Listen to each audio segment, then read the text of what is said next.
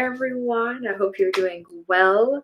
So we're doing another episode of, just talking to different people in different stages of life and how they're able to get to where they need to be. So today I have a very, very, very special guest.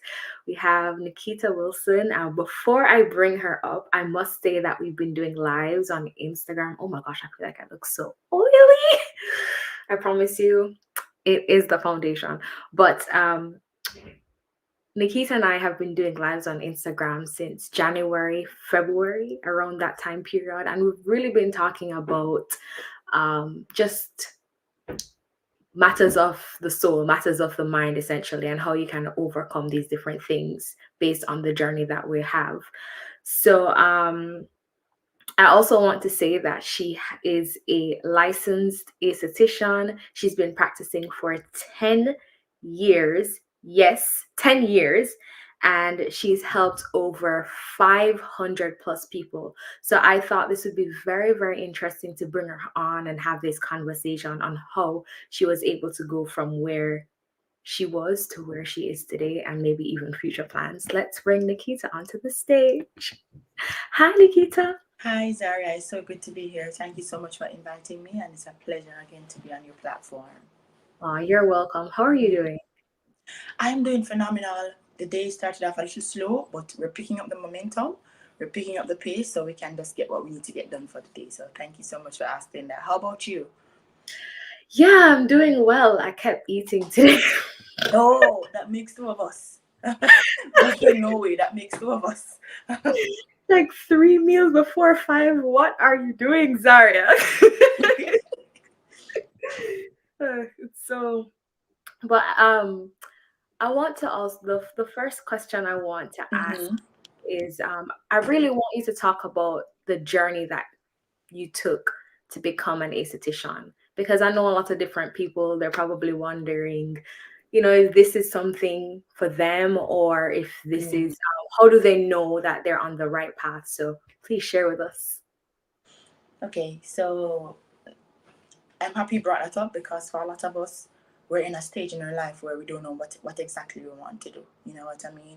We don't know. And it's always good to try. Trial and error process is what I like to call it. You do something, if it doesn't bring you that fulfillment, that joy, like you're doing it for fun and getting paid for it, then I guess you can move on to something. And there's nothing wrong with that. If you try something and you're like, I'm going to take my hand off this because it's not for me. It's okay. That's how you're going to know. If you don't try, you won't know, right?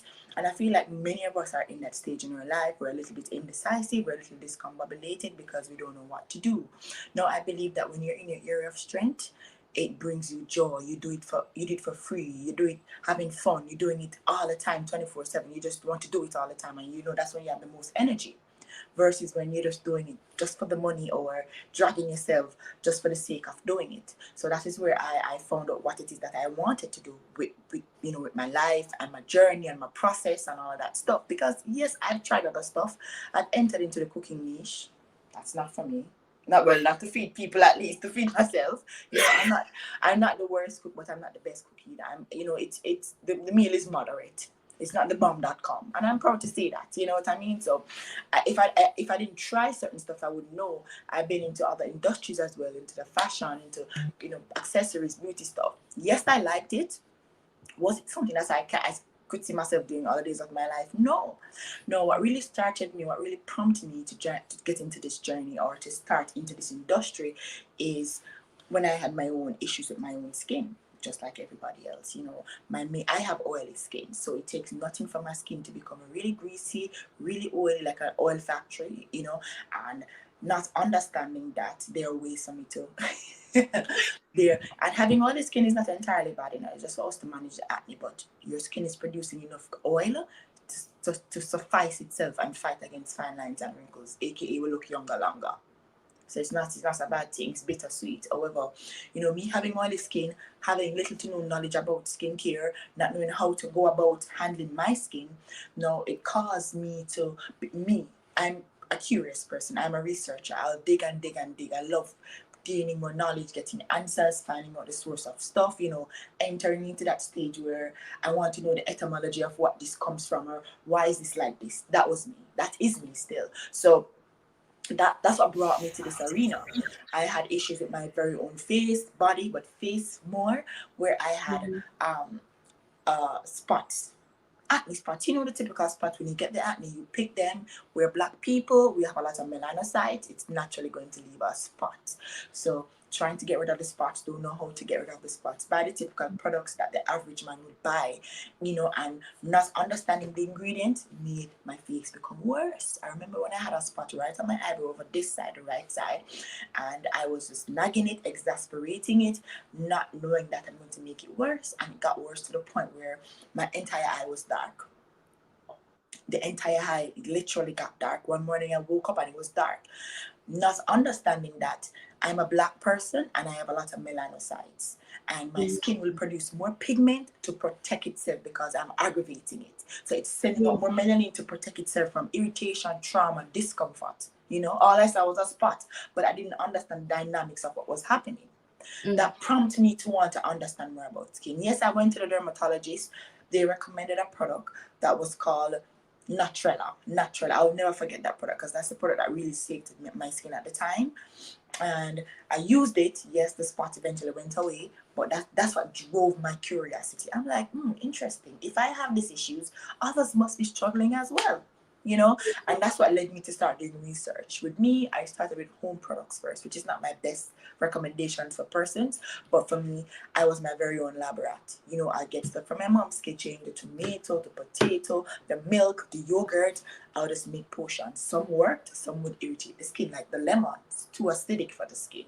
The Mhm. skin's it's very low on the skin's pH, so it causes the skin to become very irritated. I didn't know that. When I researched, it helps with brightening.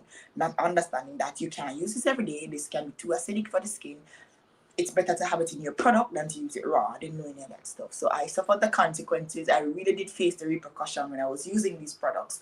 But luckily I bounced back from it. So having my own very trauma, my very own horrific story brought me to where I am today. So I started doing research and stuff, started creating potions, started buying products. Now moving on to the stores, buying products, still didn't have a good sense of direction, just buying products and experimenting to the point where people would ask me, Nikki, I have a bump. What should I use? My cousins would come to me, what should I, because everybody saw me stacking up in my bathroom with a ton of products, trying to figure out how to use it.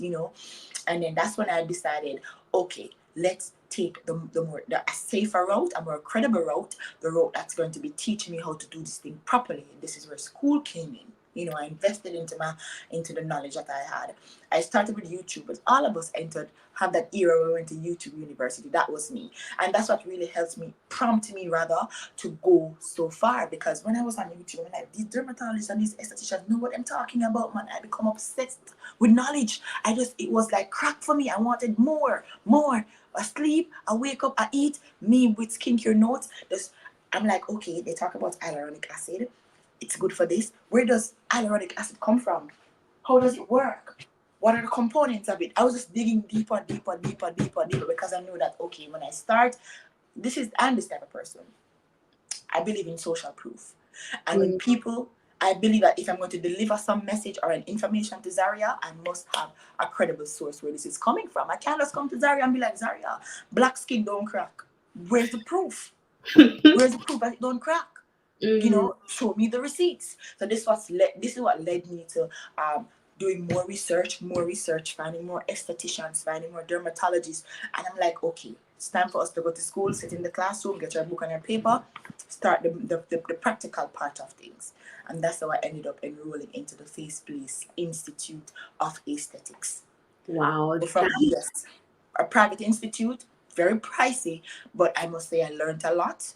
The tests Mhm. and the exams were the easiest. I ended up passing and stuff. I learned a lot from there. Me craving for knowledge. When everybody else was too lazy, me and one classmate of mine, her name is Nia Smith, we were the only two that enrolled in the internship program. So after school, at least 4 times per week, we would go to Ligani at Dr. Knight's clinic at Avondale Healthcare Center. She's a general doctor, but she specializes in cosmetic stuff as well. We would go there and we'd put in our hours. And even after the internship hours were up, we'd still go there. Because Mhm. she was teaching us so much that we didn't have to pay for. She introduced me to a lot of stuff that I didn't know at school, about AHAs. But she went, we did learn about the acids, the alpha hydroxy acids and the beta, but she dissected for us. She showed us the physical products. She showed us how to use it. We use ourselves as lab rats. We give ourselves facials, and I loved it. At one point, she brought us in the room when she was doing an actual BBL. We were once you go in, you can't come out because they're dealing with people's health, germs. So we got suited like we're in surgery, which was a surgery, and we were there when you did. It was quite fascinating. It was eye opening, and we learned a lot. And from there, we went our own ways. I went and I found jobs in the field that I could do, small jobs into the field, so I can gain more knowledge and just pick myself up from there until I eventually started doing my own private practice, which the private practice is slightly on a temporary pause because of the relocation, but it is pending in terms of, fingers crossed, by now and next year we can get back into the studio. But if you know me already, Zaria. I have to make sure that the knowledge is up to par, going back to do the advanced aesthetics and all of that type of stuff. But the fundamentals, all of what we need to know, the rudiments, it's already there. Still have our clients, still do our consultation, still help people to get their skin together. Because apart from performing treatments on persons, one of my goals is to also disseminate information to the public that can become self-help.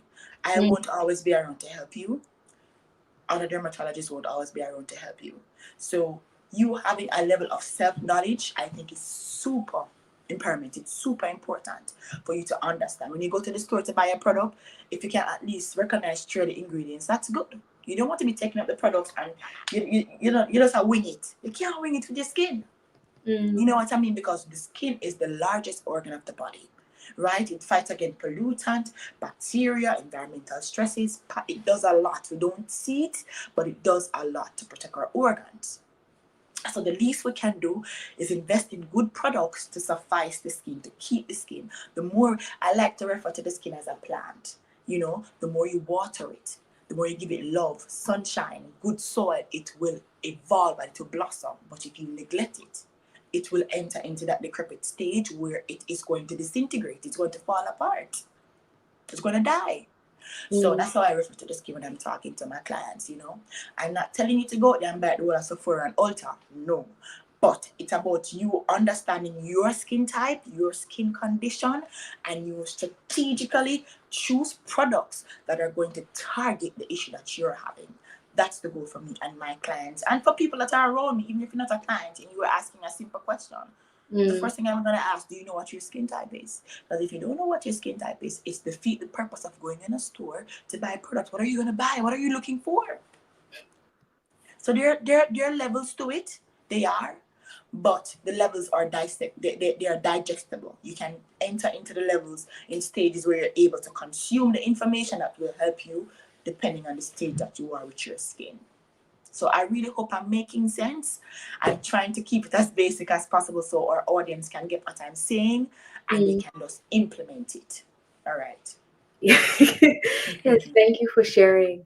One thing that I made a tidbit in my head was the fact that this is very interesting. Yes, it is. I've had 3 guests so far, and all of them, scenarios in their life had allowed them, that includes you, to enter into the direction. Like somebody always, it's either one person had observed another person, Yes, and thought, this is something, because of knowledge, oh, this is something that I want to do, I want to get into, or there's some need that happened, right? That presented itself, and it's okay, maybe I can get into it. And then of course some kind of advice and all of that. So I found that very interesting, that it's almost like the Lord was using somebody to tell you, okay, maybe this is the path that you should go. And I love that you answered the call.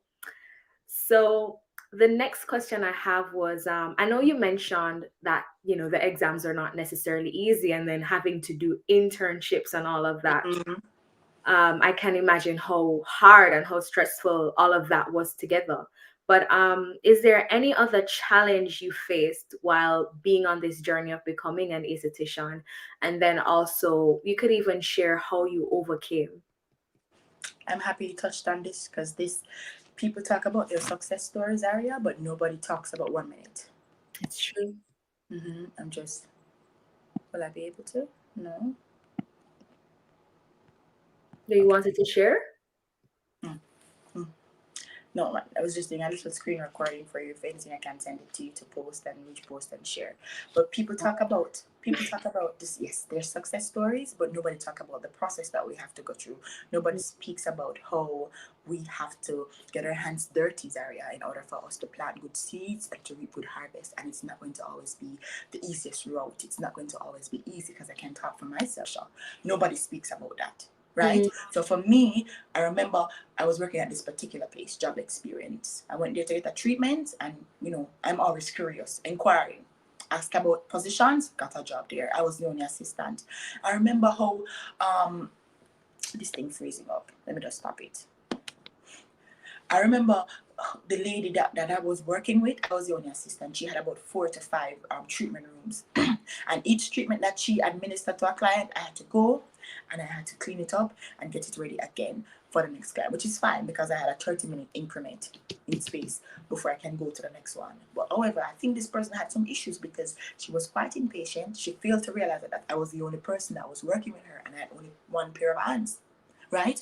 So she would just make the environment miserable, even for the secretary. We're there, she's always moody, she complains about everything, and I'm like, does this lady not love what she does? Because I'm over here enjoying it, talking to clients, socializing, and she was just grumpy, trying to get through the day, trying to get through to the clients. And we're in the same space, we're energetic beings. So of course, when she come with that crappy energy, it might affect us around her as well. Me being the only assistant there, of course, she turned to me to take, aka takes it by me, find every fault that everything was a problem to her. I remember one time she had a 10 o'clock appointment, and she said to me, when the 10 o'clock appointment comes, knock on my door twice. I was like, twice, okay, twice. And when I wait for me to answer, and when I tell you to come, you come in, you get the board with the consultation form, and you give it to them. Mm-hmm. I did that. When I went in the room, she asked me what I was doing. I said, you told me to knock on your door twice. Listen for your answer. You said to come, and I come for the board. And she was like, no, I didn't tell you to. I told you to knock once and wait till I come out to you. I almost run down the stairs and run out in the road because I'm like, what is wrong with this woman? You know what I mean? It's just like, you don't follow instructions. And I remember I was that was the lowest point in my life where I was super miserable. I've never been so miserable in my life. Because this is where I want to be. She has all the equipment, everything for me to learn, but she was making the process harder than it has to be, and I understood that the journey is not going to be the easiest, especially when you're walking into your true purpose. And treat me, I love to eat like you, Zaria. And when lunchtime come, I don't eat. I was on the phone complaining to my mother, oh, I can't bother, I gonna leave this place. And my mother was like, remember your why. And I said that to say this. Once we have a compelling reason why we're doing what we're doing, that should be your driving force. Because my why is that I wanted more knowledge. I wanted to learn how to use equipment so I can start my own private practice, and she was giving me this knowledge for free. I was learning and I was practicing on the clients and stuff, and I loved it. But she was making the environment hard for me, and I still persist under the pressure. I ended up leaving after I had a car accident. I went on sick leave and didn't go back. A cab driver crashed into a bus. That's another story. And I had sick leave for a while. I didn't want to go back. But I'd learned so much. For me, it was cool. I could write my notes. When she was talking to me, I was making notes. I was studying because I was learning so much. I remember one particular time close to my retirement from that place. I had cleaned one of the treatment rooms, but one of the bins were in the corner. I didn't see the bin. It had like bed rolls in there and gloves. I didn't see it. And instead of she calling and be like, Nikita, you missed this bin, the lady threw everything on the ground and asked me if I was blind, if I'm stupid, if I didn't see it. And to make it worse, the client was in the room. Pick it up. Are you blind? You stupid, you didn't see it? And if at that time, because I wasn't on the personal development journey fully, in my head, she made me feel like I was the problem, not realizing that her behavior was a reflection of her and it wasn't about me. And my client said to me, why is she treating you like this? Why do you allow this? You should leave this place. And I explained to my client why I was there. And she was like, oh, I get it now. I get it. She was like, let's just go, just push through. You'll get there. And I doubt that client returned. She was like, I'm so turned off, I don't think I'm going to come back just because of how she behaved with you. You know what I mean? And regardless of that, I stayed a couple more weeks before the accident. I stayed and I did what I was supposed to do. I worked religiously. I came in on time. I left when I was supposed to left, and I did what I was supposed to do. It's so important for us to have a community, because if I didn't have my mother and my cousins, trust me, I probably would have lost it, because she was just too much for me. You know what I mean? But no, I get it. I get the process. I get that we have to persist under the pressure sometimes. And I'm not where I want to be, but I'm definitely not where I used to be in terms of, understanding who I am, knowing what I want, being clear on that, and moving assiduously towards that. And I say that to anybody. If you're doing something right now, you're going through the process. If you're certain that this is what you are called to do not let anything or anybody deter you from it. Because distractions are not distractions until they're done distracting you. You're like, geez, some people come waste my time. I'll be grumpy when I could do this or could this. And distractions come in certain forms where it can be quite deceptive. It comes in things that are good for us, but it's not right for us. So it might seem like it's for you, but it's really not for. It comes to tear you down, to pull you down. Because if I never have a community, or if I wasn't solid, focused, adamant about what I wanted, I would have left. I wouldn't have learned all of what I learned. And I'm not fooling myself. I know that there's more to come. I know when I enter into this new arena, in this advanced level with aesthetics, I'm going to have challenges, but bring it on. If I can overcome all of that, I can overcome it. Nothing or nobody's going to deter me. Just the Messiah. If the Messiah said, Nikita, stop, turn left, go up the road, leave this alone, I do it effortlessly, because I trusted him and I know where it's taking me. But apart from that, full speed ahead. And I encourage anybody, I prompt you earnestly to just focus on what it is that you desire. Whatever you focus on, you give strength to it, right? And that is the aim for us. We're gonna have the distractions, as Miss Kitty would say. You ignore the noise in the market and focus on the profit, whatever that profit is for you. It can be financial profit, a mental profit, having social profit, solical profit, intelligence, whatever it is for you. You focus on that. Focus on the outcome. As I would like to say, you have to be before you can become it. So you put yourself in the position as if you already have it. It's easier for you to get there. It's easier said than done, but it's a tactic that works perfectly. Wow, that is very interesting. That Yes, man. I've had my fair share, Zaria. Trust me. I don't talk about it unless it's necessary, but I've had my fair share in the industry. I've had my fair share, and I know there's more to come. I'm not being a pessimistic, negative thinker, but I'm being logical. Not everything will be roses and petal, and I'm okay with it, because it helps us to build resilience and integrity, and I'm all about that. Yeah, I get that. Right. I just can't imagine. I mean, I had a similar experience, relationship, whatever you want to call it, with a previous person that I was interning with before I came to the UK. It's quite ridiculous. So sometimes you have to just look back on things and laugh about it. You just have to laugh about it. We're not going to be salty or bitter. We just laugh it off, because we want to keep the vibration up. Not just that, but it prepared me for the position that I had after that position. Wow, look Like at if that. I didn't, Oh I my always God. tell my dad, like if Oh I my didn't God. go through that, then I would not have been prepared for the next job opportunity that came after that. And Wow. whew, that taught me to hold my tongue, let me tell you. That's funny. It's so funny.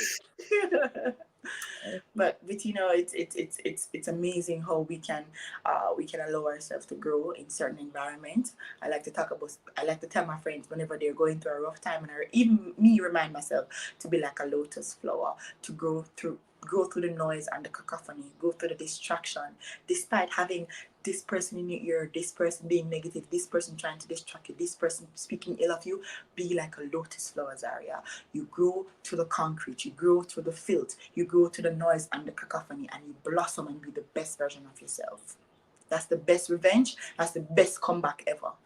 You and your potential is your only competition. Nothing else and nobody else.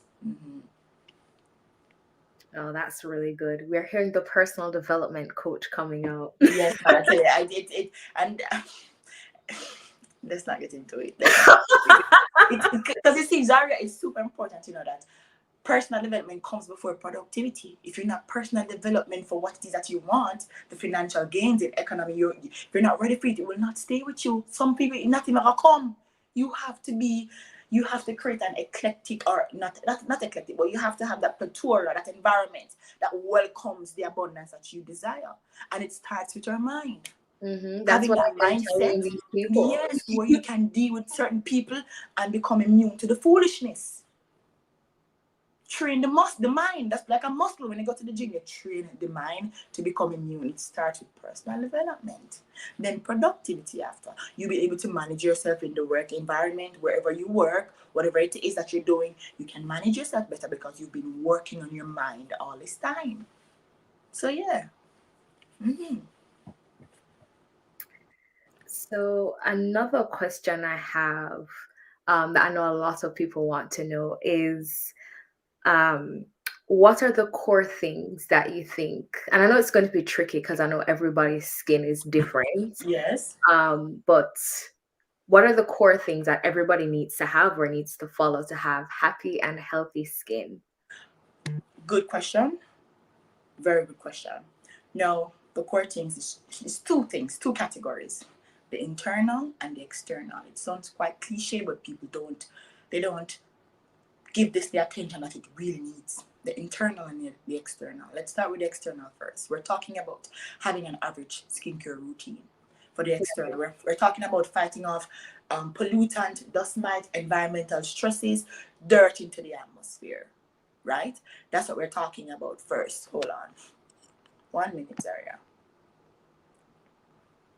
That's what we're talking about first, right? So the external that we're talking about first is going to be you having a good skincare routine, having your cleanser to wash away dirt, bacteria, pollutants, environmental stresses. Then we're going to be talking about you having a good moisturizer to build up collagen into the skin, to keep the skin plump, looking youthful, looking firm, you know what I mean, and not sag, to keep those tissues and those muscles intact. The next thing is going to be a sun protection factor. It defeats the purpose if you're going to invest all your money into all of these products and not protect the skin. The sunscreen is like you being in your house, having a door, you close your door, nobody can come in unless you let them in. It creates a protective barrier over the skin. Apart from that, those are the rudiments, the fundamentals for the external aspect of things. The internal aspect, no, we're talking about your gut health, your health, food that are rich in antioxidants that will help to build up the immune system, that will help to become a major contributing factor to your skin, that will help it to have that healthy glow and to become healthy overall. We're talking about your citric fruits, your orange, your papayas, your pumpkins, your pineapples. Blueberries are also good. Avocados are also good for your brain and your skin, right? The cucumbers are also good. Watermelon, high in water concentration, is good for the skin as well, right? Your macronutrients, your nutrients, your micronutrients, your protein, your sardine, your fish, your tuna. These stuff rich in omega fatty acid is good for the skin. I'm not saying to feed on it every day, but it does help with building up the skin's equilibrium, right? And doing a detox, not every day, but spasmodically, in between is also good. Having your greens, your cruciferous greens, your kale, your parsley, your cucumber, your spinach, your broccoli, drinking it, right? Getting some seeds, pumpkin, chia seed, flax seed, whatever seed of your choice, depending on the target, the issue that you're having. Blend it up, you drink it, detoxifies the body, because what happens is that the skin is pretty much, what's the word I'm looking for? It's a part of the excretory system. So that means that whatever you put in your body, it will reflect on your skin. This is where most of us get a lot of breakout. For myself, if I consume too much sugar and less water, right? It's an excretory exit system. So once it doesn't like something that you're putting in there, it's going to disseminate a negative reaction. So the food that we're eating too much of, I like to talk about the 80-20 rule, because I'm not going to come on here and be a hypocrite. I like to eat my relaxed food. I like my little chocolate, my little ice cream, whatnot. But it's really about finding a balance. The 80-20 rule, 80% of more healthier stuff, the next 20% of relaxed food. Right? But it's about finding a balance again. Because if I realize that, okay, I'm drinking too much of the soda, which I don't, but for argument's sake, I'm drinking too much of the soda. Okay, Nikki, you have to stop now and go for your water. So if I drank soda for Wednesday and Thursday, Friday and Saturday, Sunday, straight water. That's how you find a balance into the body. Start flushing out the body from too much of the sugar. Yes, we need the sugar. The food turn into glucose, which give us energy. But as Jamaicans would say, too much of one thing no good. So it's about finding a balance into the body. We need a little sugar. We need a little comfort food because life is lifing, but you don't want to overdo it. That's the point I'm trying to make. Very interesting. Yes. So I'm realizing now that eating healthy is not only good for, of course, your inward, your energy levels, and all these things, but it's Mm-hmm. also very important for your skin. I think that's very interesting. So Yes, you it is. answered, you And answered. even with your water, sorry, I beg to interject. It Mm, sounds cliche when people are like, go drink your water. But people don't understand the importance of the water. The water serves as a transport system in the skin and in the body. mm, Right? It helps to pull down your products into your skin, especially for your body. It hydrates your organs, and once your organs are hydrated, those water molecular cells go to your skin. It helps with preserving the youthfulness and building up the collagen into the skin, and even the hyaluronic acid, because our body does produce its natural hyaluronic acid as well.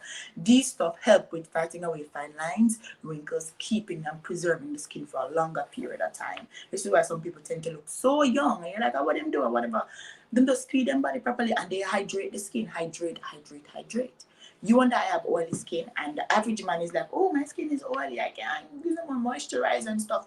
That's when the skin needs moisturization the most. Fun mm, fact.